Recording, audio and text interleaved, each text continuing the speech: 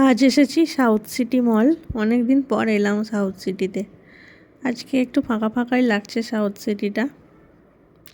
আজকে mainland চাইনাতে actually lunch করব বলে এসেছি। তো কেমন এক্সপিরিয়েন্স তোমাদেরকে বলছি। তো দুজনার জন্য উইকডেজ লাঞ্চে নিয়েছে 2090 টাকা, ঠিক আছে, প্লাস হচ্ছে জিএসটি। আমার লেগেছে টোটাল, একটা ওয়াটার ছিল, সেটার দাম হচ্ছে 165, আর 2368 হচ্ছে টোটাল বিল। তো মেনলি স্টার্টারে এরকম ডিমসাম ছিল, আর একটা ফিশ, আর একটা চিকেনের স্মল আর কি ছিল স্টার্টার।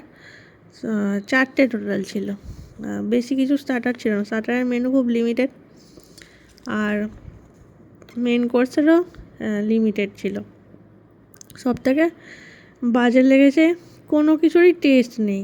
আর ফিশ চিকেন যাই বানিয়েছে প্রত্যেকটার টেস্ট একই, কোনো আলাদা নেই।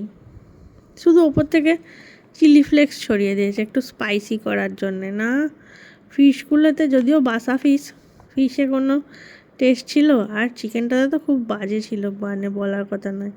তা হোয়াইট গ্রেভি চিকেন বানিয়েছিল, বাপরে, খেয়েই বমি এসে গেছে। কোনো খাবার গলা দিয়ে নামছেই না, কোনো টেস্ট নেই, কিচ্ছু নেই। তার জন্য আবার এত টাকা দাম। আমার তো এতটুকু মেনুতে ইভেন আইসক্রিমটাও খুব বাজে ছিল।